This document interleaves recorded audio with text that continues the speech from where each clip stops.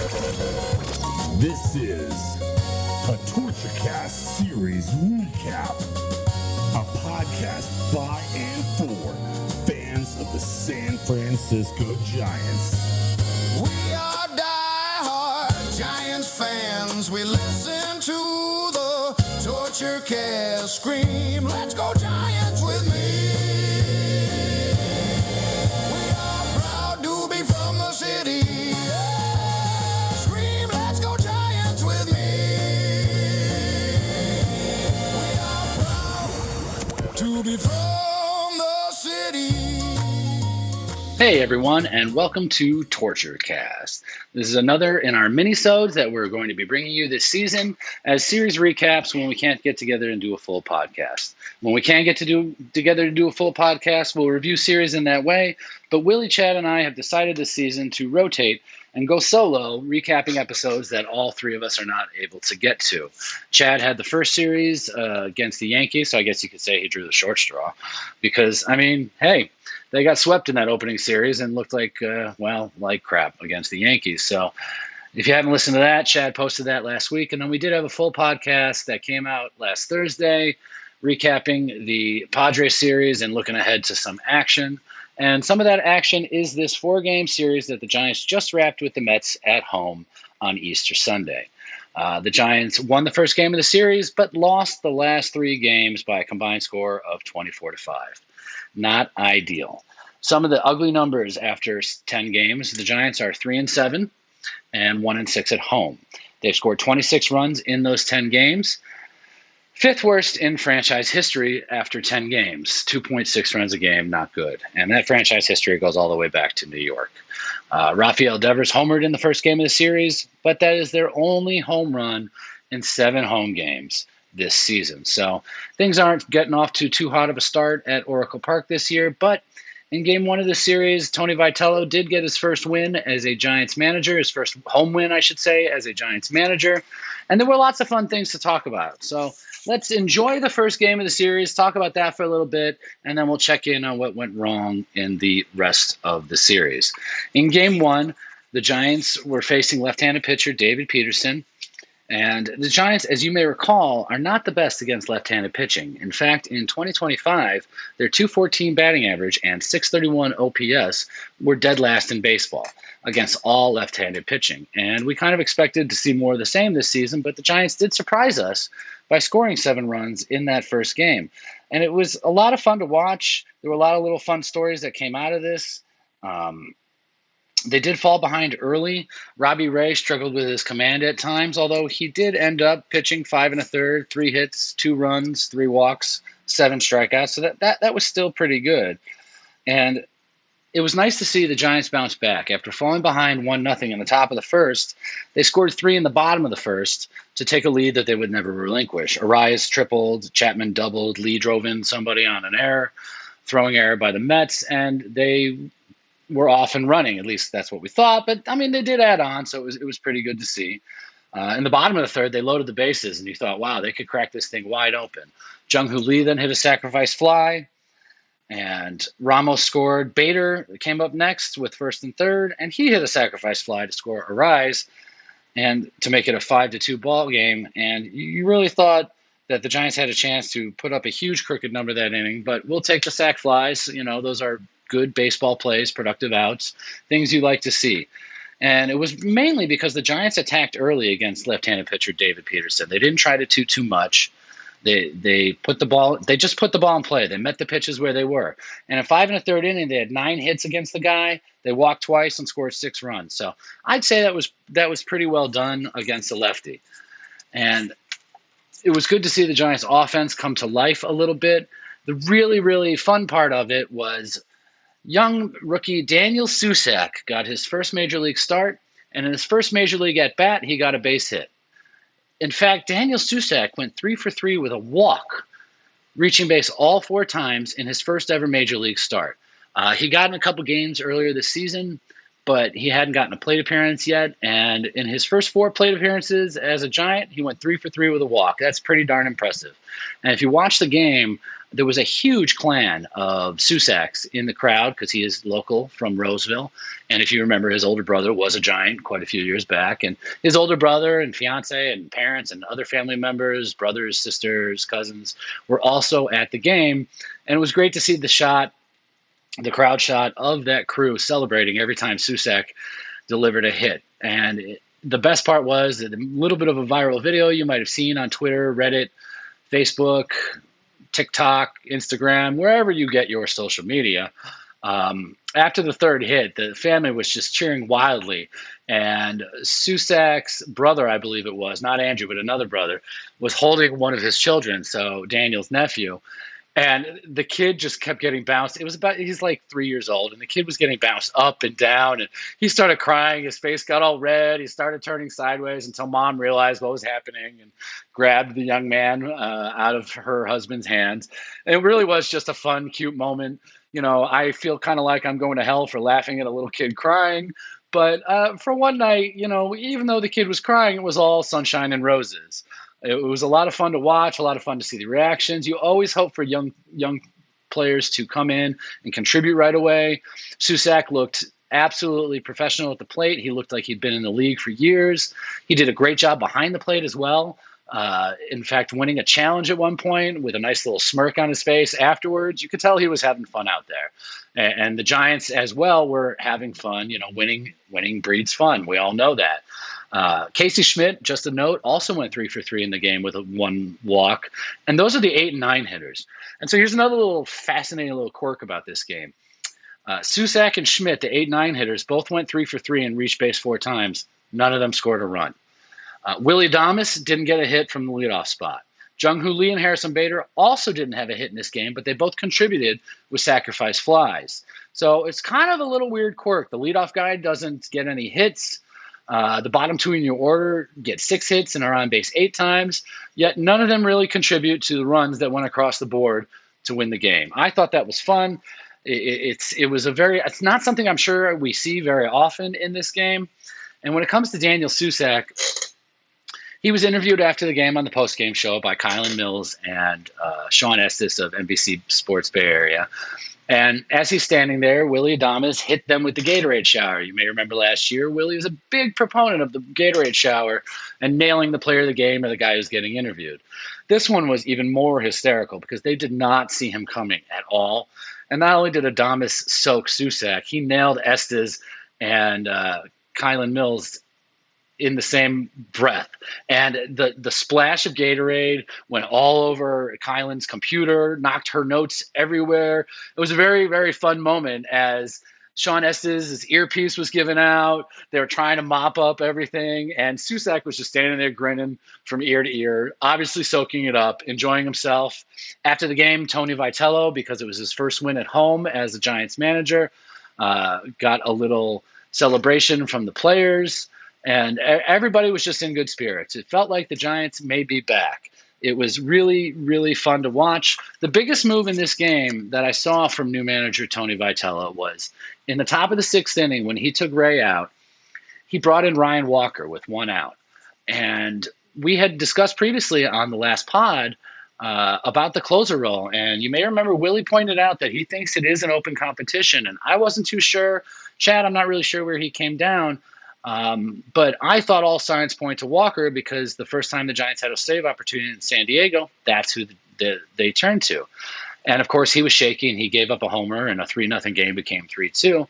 But in this role, coming in the 6th inning, he got a K and an out and got out of the inning, and the Giants were able to secure the victory. And Tony Vitello had an interesting quote after the game saying the reason he brought Ryan Walker in immediately after Robbie Ray was because Ray's giving you a funky delivery from the left side, and then he wanted complete opposite funk from the right side in Ryan Walker. Now, is that just manager speak? Is he just trying to blow smoke up Walker's butt because he's not in the closer role at this moment? I'm not sure. Nobody's sure, and we didn't get another chance to find out this weekend, so it's kind of a shame. But it was interesting to see that move made, and it was fun to see Susak, the kid, get his first 3 hits in the major leagues. It was a lot of fun. As I said, the Giants won 7-2. I've probably said the word fun 25 times in the recap of this game, but that's because this game is where the fun ended. Before Game 2 on Friday night, the Giants learned that Jose Butto had a blood clot in his arm, and he's going to be out 2 to 4 months requiring surgery. And then Casey Schmidt was scratched with back tightness before the game even started. So that meant Gerard Encarnacion had to play first base. And it's been an experience so far at first base for the Giants. These are not the days of Brandon Belt or JT Snow. The Giants first basemen apparently are hitters and not fielders. In Game 2, Tyler Mahle got the start for the Giants, and he had a 33-pitch inning. The 3 straight singles plus a walk to start the game, and 4 hits and 2 walks in the inning. But thankfully, he was able to escape by only giving up the 2 runs. But that wasn't able to save him as the game moved forward. In the top of the 4th, it got blown open. Marcus Semien hit a 2-run homer on a fastball right down the middle. And then Alvarez, the catcher for the Mets, tacked on with another home run. It seemed like the Mets day, and Tyler Mahle, he couldn't find his spots. He was nibbling so much everywhere around the plate, and he wasn't getting all the close calls, so it made for a difficult outing for him. The bullpen didn't do him justice by giving up 3 more in the 7th and 2 in the 9th, so any scoring the Giants did was pretty much for naught. The 6th inning, it really looked like they were going to bounce into something, but the first 2 batters reached base, and then Adames promptly hit into a double play. Now, Rafael Devers had an awful night. He struck out 3 times. He really looked awful at the plate. He's chasing fastballs up in the zone and swinging through sweepers. It's been really interesting watching Devers so far because it's seriously all or nothing. The Giants ended up losing that game 10-3. McClain, you might remember, is the Mets starter, Noah McClain. He started the final for the United States in the World Baseball Classic, and he looked phenomenal against the Giants. He was carving them up. He had no hits through 5 innings, and it looked like he could take a perfect game going, but those first 2 walks in the 6th ruined the perfect game, and then finally he did give up a hit.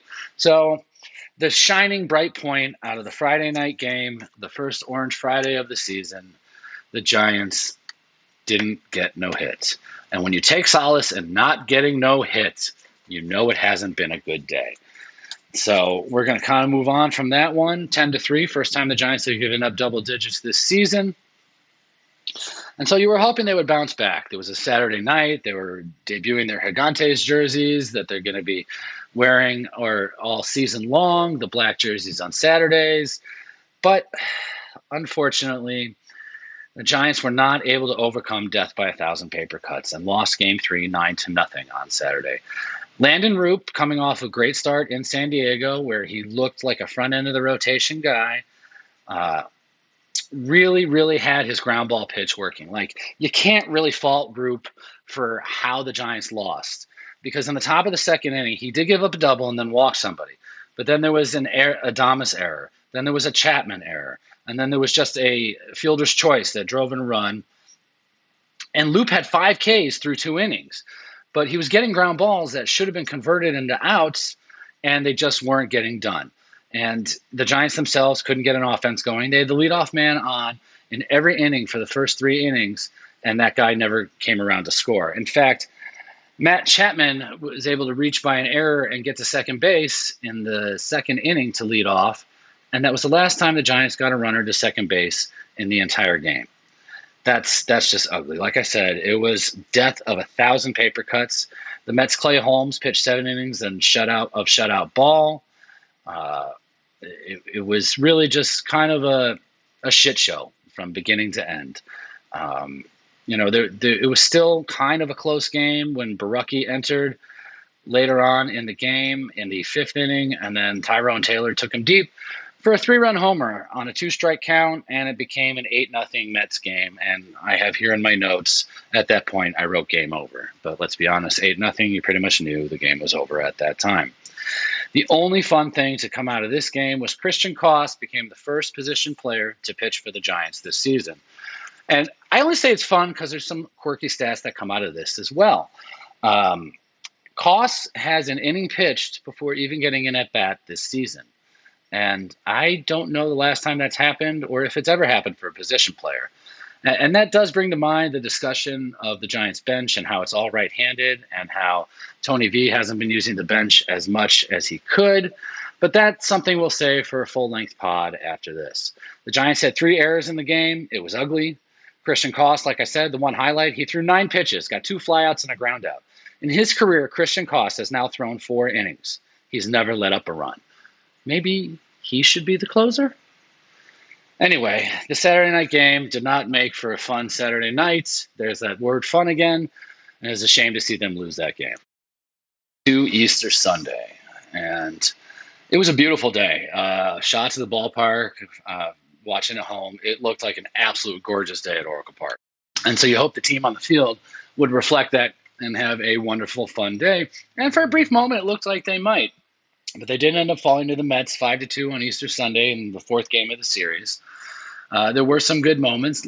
Logan Webb pitched, and he pitched better than his first 2 starts. He really had a hard time finding his rhythm in both Game 1 and Game 2. Game 1, he got hit hard. Game 2, he had a hard time finding the zone.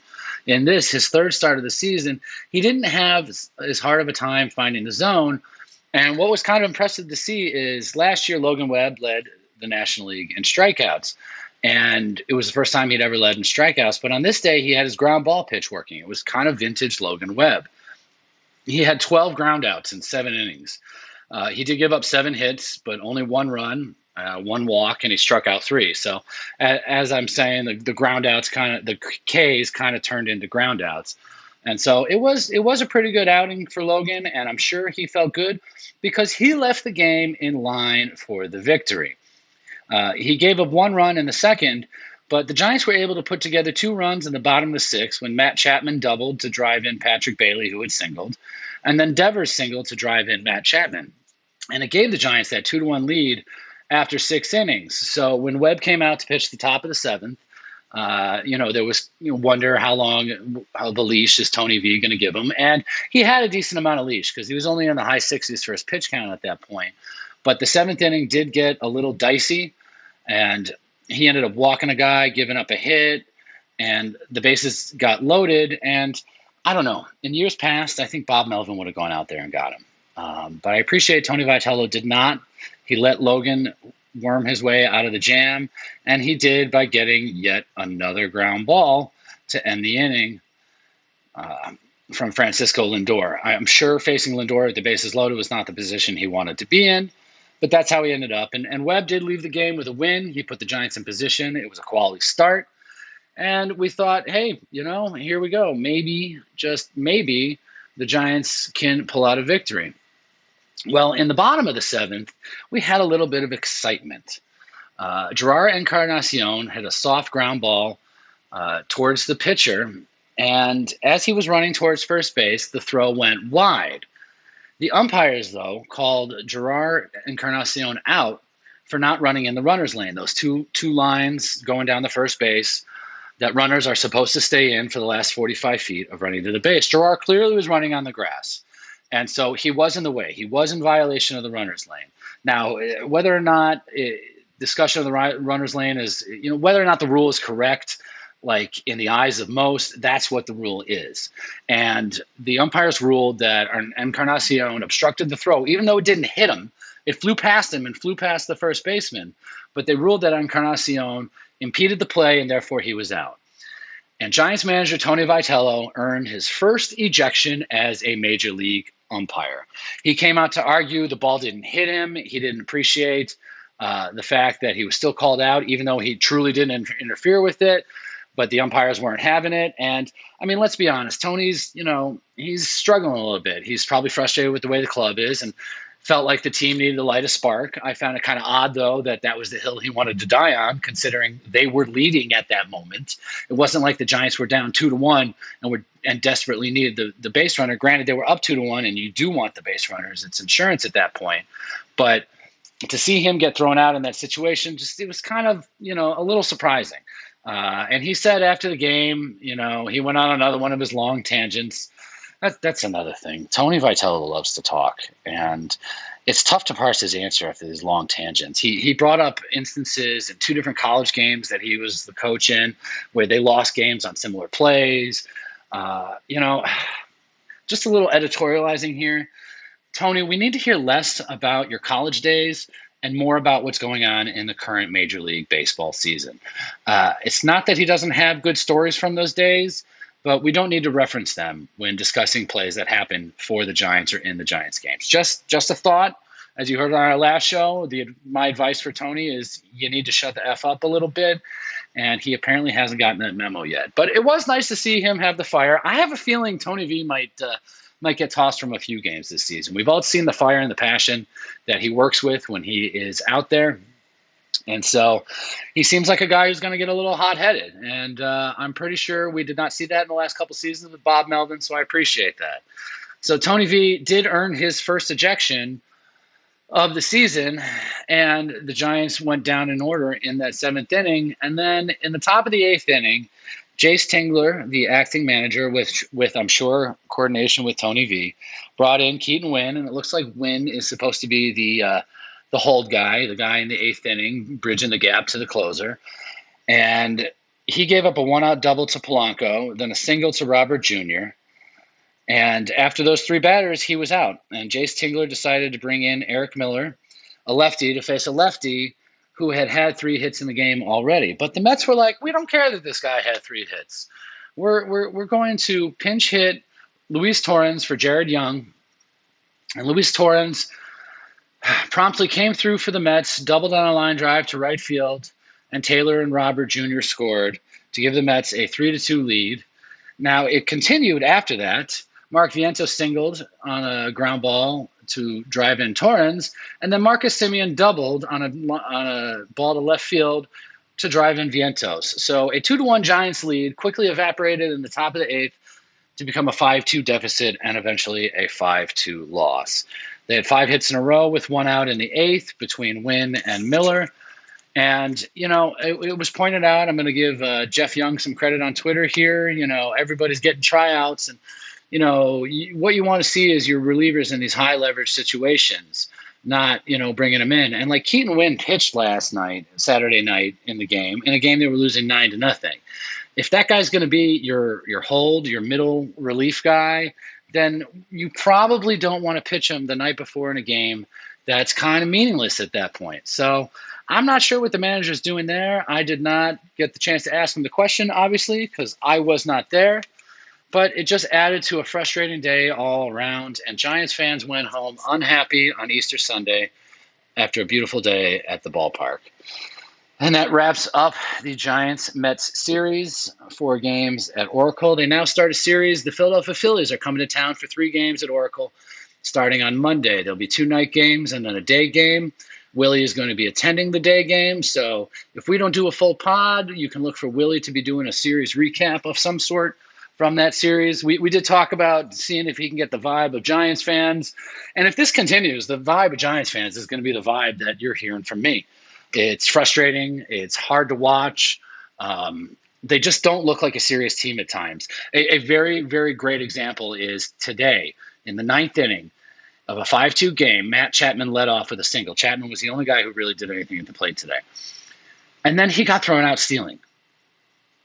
Why the hell is Matt Chapman stealing down 3 runs in the 9th inning of a ball game? His run matters, but it doesn't matter the most. The point is to get the tying run to the plate. And for some reason, Matt Chapman was running on that play. Granted, he might have been erased on a double play on the very next batter, but there was another hit in the inning, and there was a chance to extend the game a little bit. But Chapman ran. And so we're seeing the Giants make a lot of dumb mistakes. They've had a lot of hard plays at first base. Again today, Rafael Devers played first base for the first time this season. As we discussed, he had a hamstring injury.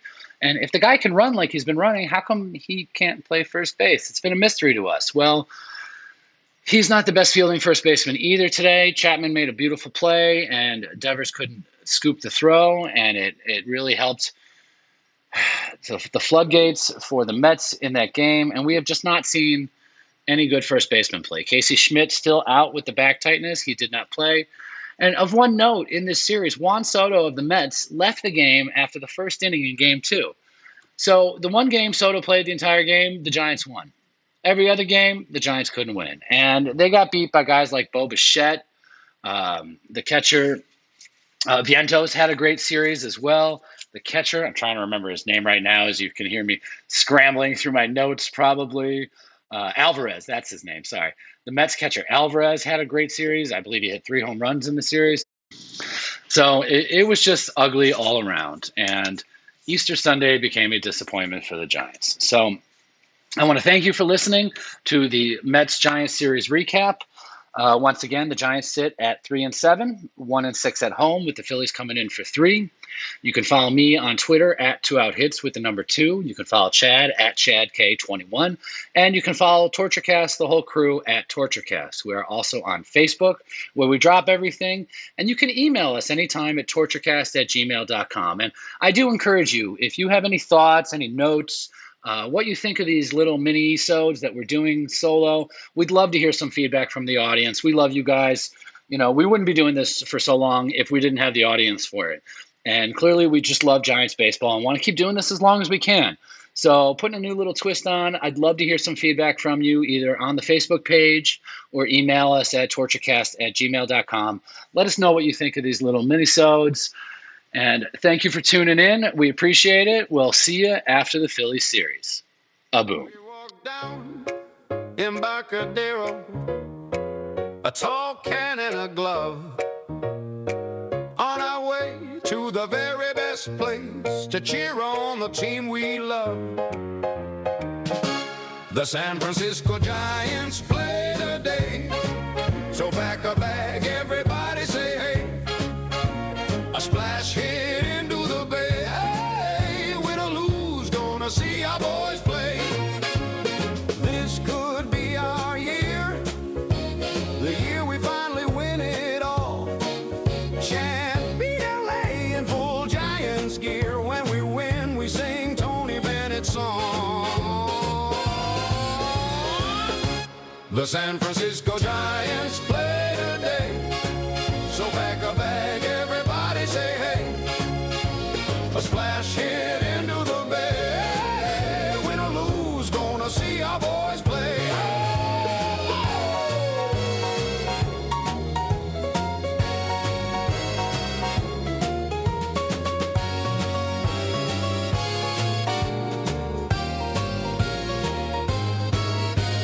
We are die-hard Giants fans. We listen to the torture cast scream. Let's go